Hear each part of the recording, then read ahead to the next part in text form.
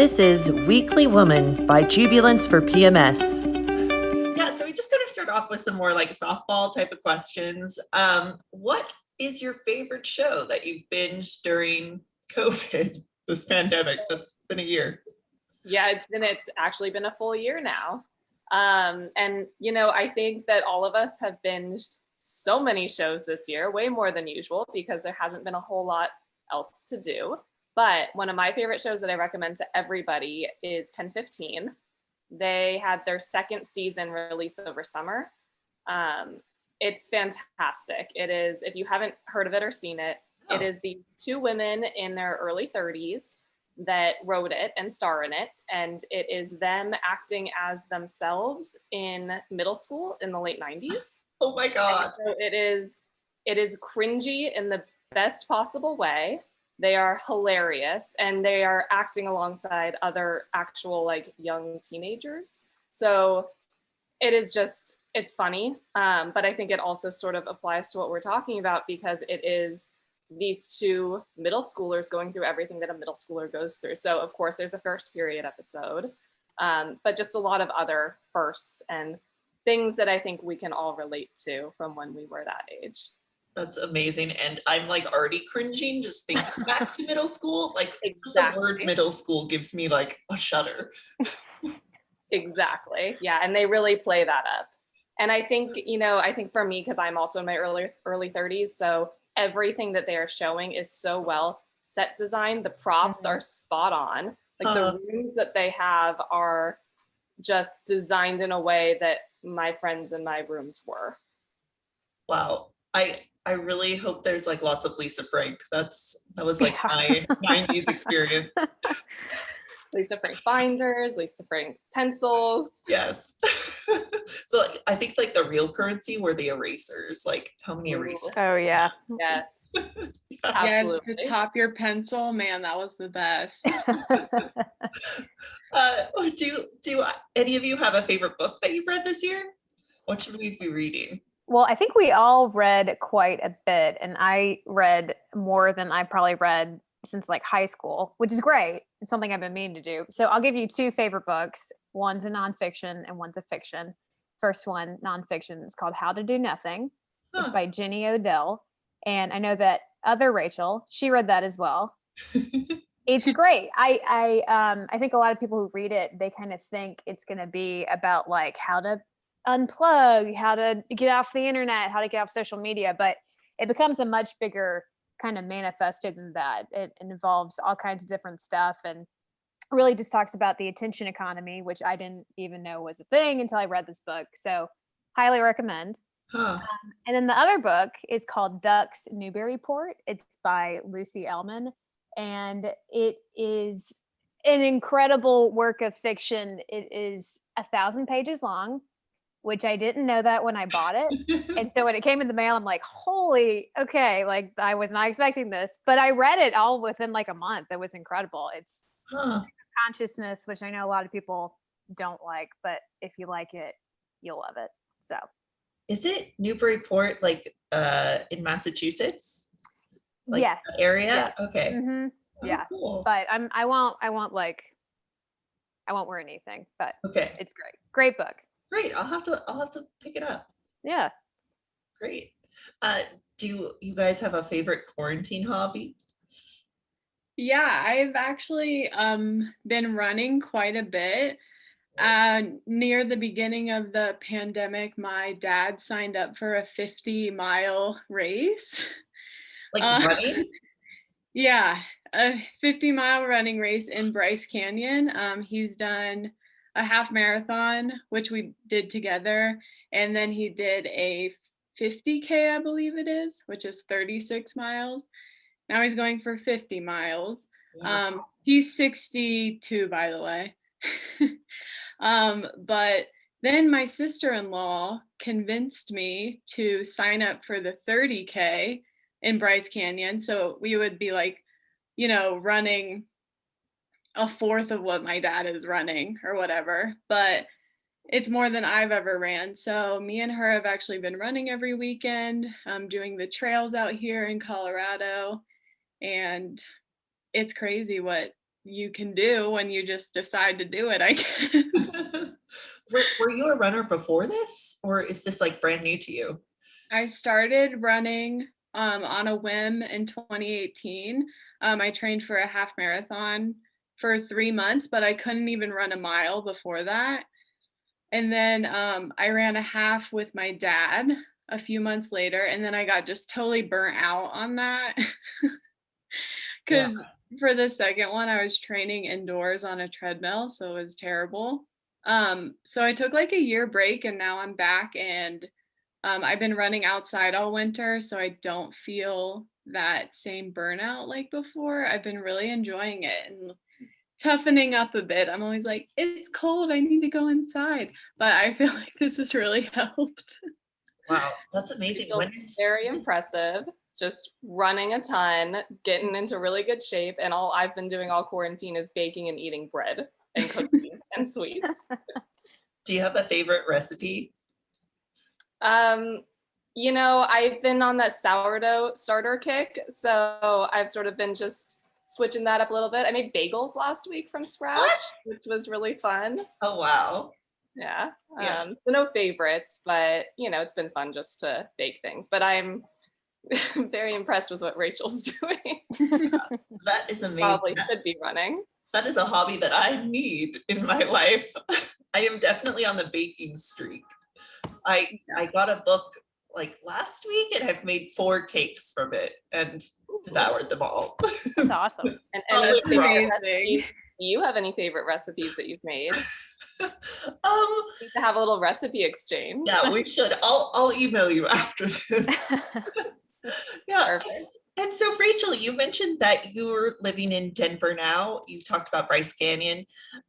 Rachel and Justine, where are you guys living? I'm living in Mobile, Alabama, which is a very cute, artsy city that's on the Gulf Coast. I'm in Los Angeles, California. So yeah, we're all in different parts of the US, different time zones. I'm from LA, so for me, it's been nice this year to just be close to family when we can't interact with anybody else. Yeah. Oh, that's great. How did you guys all connect if you guys are from so many different places? Yeah, we actually all met in Chicago. Let's see, in 2016, I met you guys. You guys knew each other a little bit earlier, but we all worked at the same advertising agency in Chicago. And I was a writer there, and Rachel and Justine were art directors. So we were all kind of partners there. I partnered with both of them and just became really close. I worked there for 2 years. You guys worked there a little bit longer than me. But then, yeah, we all went our separate ways from Chicago. I moved out here because my brother and my 2 nieces live out here. So I had super FOMO. But yeah, we still stay in touch, obviously, and are still really close. So Yeah. Oh, wow. That's awesome. And so cool that you can move from Chicago to like all over the US and are still working on this project together.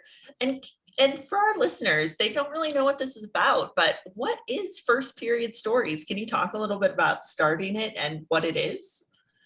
Yeah, I'll top level what it is, and then I'll hand it off to one of the Rachels to get into the details. But essentially, First Period Stories is a website and an Instagram page where we share user-submitted first period stories. So it's our way of sort of addressing the stigma around menstruation in a very easy to digest, sort of fun way. You know, our stories are funny, they're embarrassing, they're very relatable. And I think it's our way of just letting everyone know that this is something that more than 50% of the world goes through, and it's very normal. Rachel, do you want to talk about how we started? Oh yeah, sure. So I just was like really soaking that up. I'm like, yes. I mean, I can go on and on, but no, so like Rachel was saying, we met all in Chicago working at the same advertising agency. And at this point, when we came up with the idea for it, we were all really good buddies. And one day we were taking our lunch break and we were sitting up on the roof of our office building. And somehow we started talking about our first period stories, and we kind of went around a circle and we all shared ours. And it was like, wow, these stories are funny and cringy and sad and emotional and like so interesting and compelling and interesting. And so many people have them, like Justine said, maybe we should do something with this. And so we kind of, talked about like what that could look like. And so, we felt a website and Instagram, that would be the easiest, most like immediate way to reach people and get all kinds of different stories. So It's amazing. that's how we got started. Yeah, and I think that was almost 3 years ago, you guys, which is crazy. When we first started it, we were like, meh, if it doesn't work, it doesn't work. But we're so fortunate to have gotten almost 400 stories at this point from all around the world. So it really, that's crazy. it really did resonate with people, and it still does. So yeah, that's awesome. Yeah, definitely. And for everyone listening at home, you definitely have to check out both their Instagram and their newsletter. What is the handle so people can find it? Yeah, so the website is just firstperiodstories.com, and our handle is first.period.stories. Perfect. Yeah, really easy. Yeah. So check it out. Very easy to find on the website. Obviously, we link to Instagram on there as well. Perfect. And would you guys mind sharing a first period story? Do you have one you can share, one of yours or one of your audiences? I think the best one of ours is probably Rachel's. I agree. Yeah. If you want to share. okay, I'll share. There's also a garbage truck right outside, so my apologies. Well, I can't hear it at all. Yeah, it's like, of course it's here right now. Yeah, my first period story was insane. Looking back, I was in the 7th grade and I went to a Catholic school. And one weekend I was an altar girl serving at church, and I had my white robe on and everything. And I remember my 7th grade boyfriend was in the front pew. And I was just, going about my godly duties, I suppose. And I felt a little weird while I was sitting in my chair up at the altar. And I looked down when I stood up and saw blood on my chair, and blood was on my white robe. And this was, of course, in the middle of church. It was not at the end or anything that I could get away with. And if I was Catholic at this time, so you have to go down for the Eucharist. You have to go down the aisle with the priest and then come back up. So everyone got a view of my butt. Oh no. Including my 7th grade boyfriend, because I didn't know what to do. I didn't want to like run out. So there I was. And yeah, after church, I took off the robe and just stashed it with the rest, acting like it wasn't bloody or anything. And then I ran to the church bathroom and stuffed some toilet paper in my underwear as usual. And then my mom took me straight to CVS to get some pads. And it's not over yet, guys. That night, I was doing an all-night event called Relay for Life, which it raises money for cancer research. Well, my whole class was there, and it was an all-night event where you like walk around the track. Like, in what other day are you up all night with everyone you know? Just this day. So I was stuck learning how to use a pad in these porta potties. Oh no. I know. And I had no idea like what to do. So I would change it like literally every 20 minutes. I had no idea what I was doing. And it went like that for the rest of the night. It was bad. That's so bad. Oh my gosh. I can't even imagine just like walking down the aisle at mass, and I'm so sorry. And like our 7th grade idea of ourselves of just like, oh, I'm just going to put it back. Yeah. I know, right? Like, this is not my problem. Yeah. Wow, Yeah. that's amazing. Surprisingly or not surprisingly, we've gotten a lot of user submitted stories of first periods happening in church. Huh. Very Really? similar. It's crazy. Oh, that's so interesting. See, I don't remember that first period story, but I feel like every time I have my period, there's something horrible that happens, like something Yep. terribly embarrassing. It's like Inevitably. right on time. Yeah. I'm like, oh, what's gonna happen this month? I know. I'm like, how long have I had my period and I'm still not prepared? I Each know. time I'm like, what's happening to me? Yeah. It's so interesting. And like, it is such a taboo subject still, which like amazing on you guys for like trying to break that shame. That is so cool. Have you had any like feedback from your audiences about that? Like what have they been saying about your newsletter and about these stories?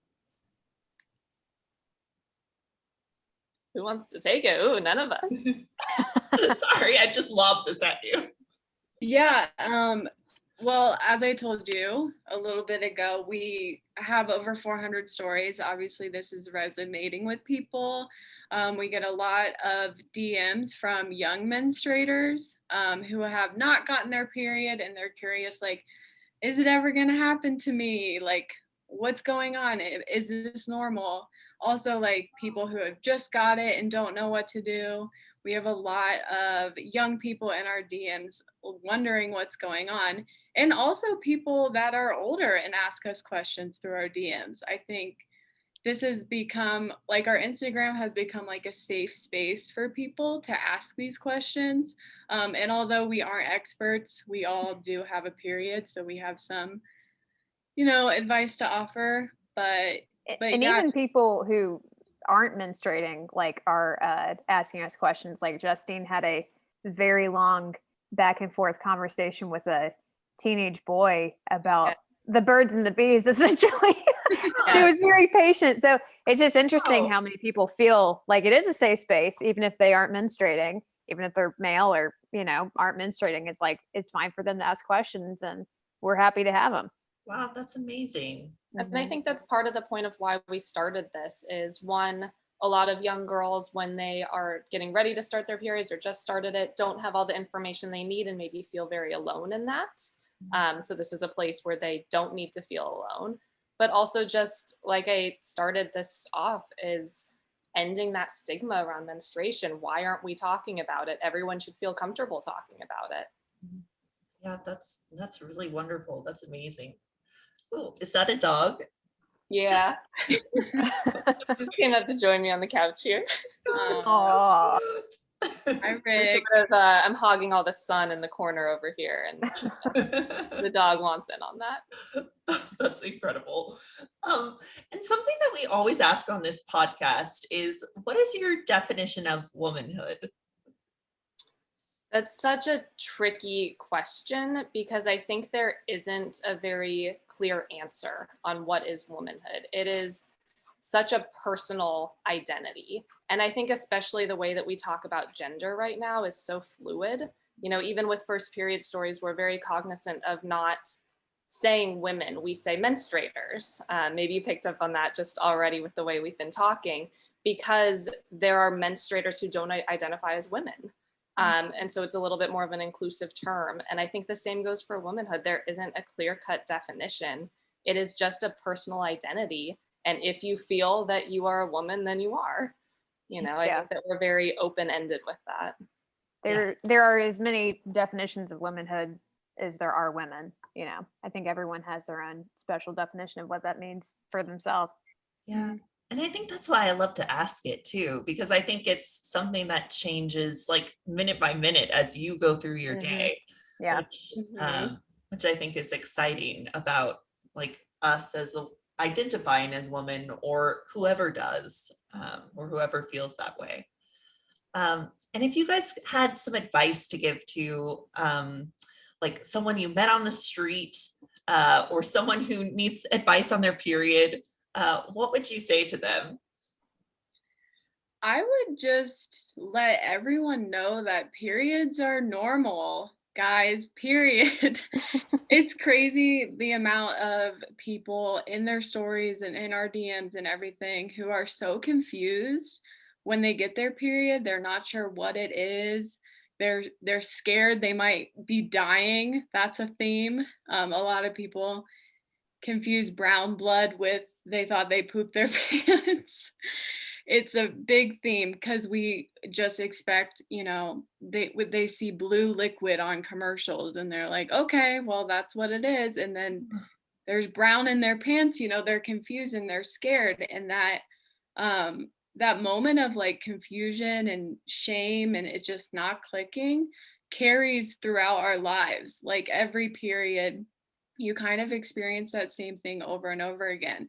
So just getting rid of that shame around it and letting people know that it's normal is so important. The more we talk about it, the more girls are going to be prepared. Menstruators are going to be prepared for their first periods.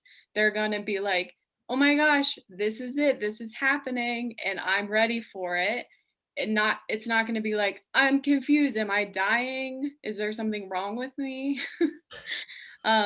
Yeah, just kicking that stigma to the curb is our main mission here, because it really does impact a lot of our lives, and we should be proud of our bodies and not ashamed of what they do, because we are creating life. Literally, people would not exist without us. We are amazing human beings, and it's all normal and great. Thank you. I think that's Beautiful. amazing. It is normal and great. And so it's so lovely to have you girls on this podcast to talk about your first periods and first period stories. Again, would you let us know how people can find you and find your Instagram handle and website?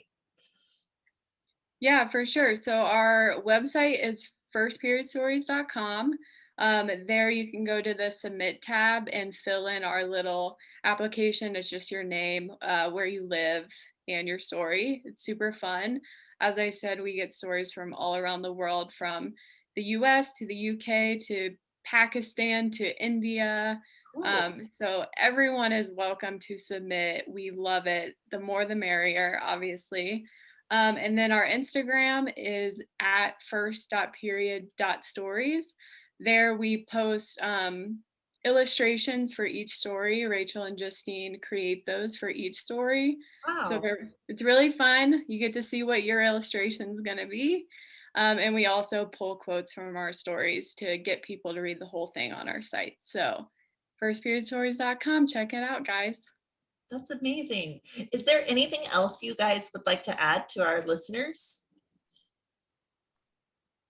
Gosh, I feel like we hit on all the high points already. I know. Yeah. Just keep busting that stigma.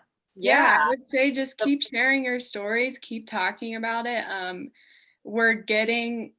There's a lot of progress happening, and we have so much more to go, and just keep telling those stories, keep talking about it and making it normal. Yep. The more we talk about it, the more we can get rid of the stigma completely. Thank you so much for being on today.